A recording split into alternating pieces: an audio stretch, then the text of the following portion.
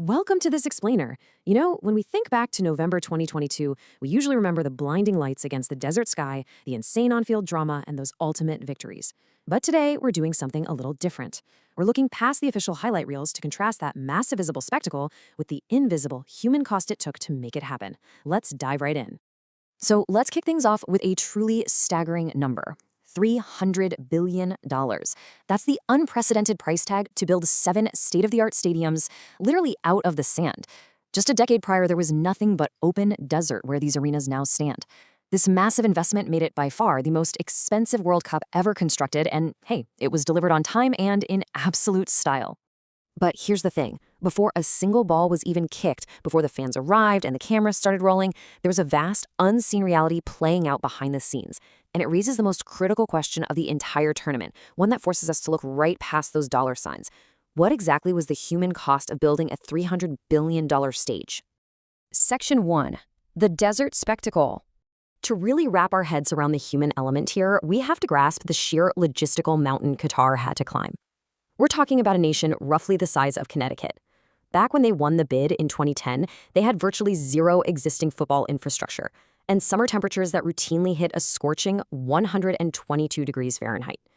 To build this dream literally from scratch in just 12 years, they needed manpower, a lot of it. Qatar had to bring in nearly 2 million migrant workers. That number basically equaled the entire labor force of the country. These workers came largely from South Asia, places like Nepal, Bangladesh, India, and the Philippines, all chasing the promise of good construction jobs. Section 2. The kafala trap. Now, to manage an unprecedented workforce of that size, they relied on a system called kafala. Technically, it's a sponsorship system, but in practice, it basically meant a migrant worker's visa, their job status, and even their legal right to literally leave the country were entirely controlled by their employer. Not the government, not the workers themselves, the employer. Under this setup, changing jobs without explicit permission was flat out illegal, and leaving the country was, for many, practically impossible. And here is exactly how that trap snapped shut. The cycle usually began before the workers even boarded a plane. First, they were often required to pay totally extortionate recruitment fees just to get the job in the first place. Second, because of those fees, they arrived in Qatar already drowning in severe debt. Third, once they got there, employers frequently just confiscated their passports. And finally, because of kafala, they couldn't legally leave or seek better conditions. They were stuck building massive stadiums in extreme heat for hours on end, entirely stripped of basic freedoms. And this wasn't just a few isolated cases. Investigations later found that over 90% of interviewed workers had paid these illegal fees. I mean, just imagine starting a physically grueling job in a totally harsh climate, knowing you're already thousands of dollars in the hole before you've even collected your very first paycheck. Section 3. The disputed death toll. Okay, so this brings us to the most uncomfortable and heavily debated aspect of this whole narrative, the casualty rate. The massive discrepancy in the numbers here is honestly startling. For years, the official Qatari death toll directly connected to World Cup construction was firmly capped at 40. Just 40. But then, right before the tournament started, a World Cup chief admitted in an interview that the number was actually somewhere between 400 and 500 migrant worker deaths. Meanwhile, independent human rights organizations believe the real number is in the thousands, especially when you factor in all the massive surrounding infrastructure projects required to host the event, not just the stadiums themselves. So how does a discrepancy that large actually happen? Well, investigators uncovered a pretty troubling pattern. It turns out many worker deaths were systematically categorized using really vague medical terms, things like natural causes or cardiac failure. And because of this specific wording, those fatalities were never formally linked to the incredibly harsh working conditions or the extreme desert heat.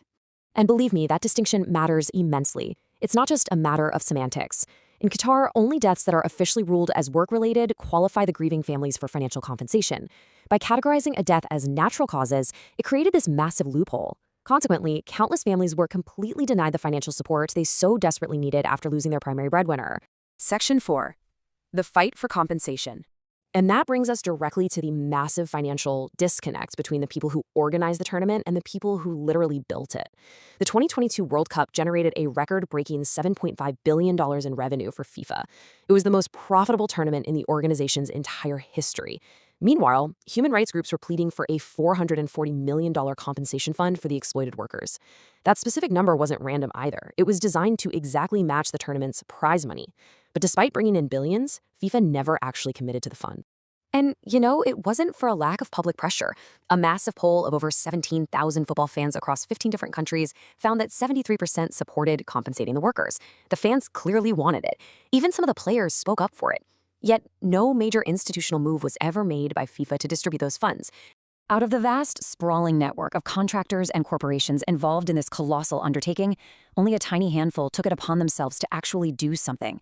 Just 23 companies voluntarily stepped up to offer life insurance payouts to workers' families, regardless of whether that official cause of death was listed as natural or work-related. Just 23. Section 5, the real legacy. Eventually, the cameras packed up and everyone went home. But look at how fast the promises of progress just vanished the moment the world stopped watching. 6 months after the final whistle, Human Rights Watch found that workers who stayed were still facing widespread wage theft. A year later, Amnesty International reported that progress on worker protections had essentially completely stalled. And by 2023, 40 Filipino workers who had helped build 4 separate stadiums were forced to file a lawsuit in the U.S., just trying to recover their unpaid wages and confiscated passports. So where exactly does that leave us today? Well, many workers have returned to their home countries, still heavily trapped by the debts they took on just to get the job in the first place. Unpaid wages remain a massive, unresolved issue. Meanwhile, those colossal, state-of-the-art stadiums are already being partially dismantled or repurposed since they've served their brief month-long purpose. And FIFA, they've simply moved on to the next host and the next global spectacle.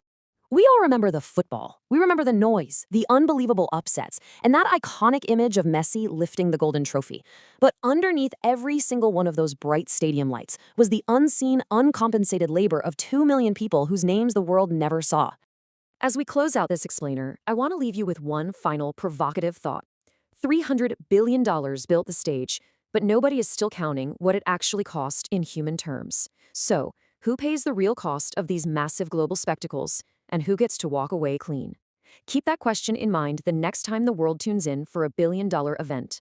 Thanks for joining me to explore the vital, hidden story behind the world's biggest game.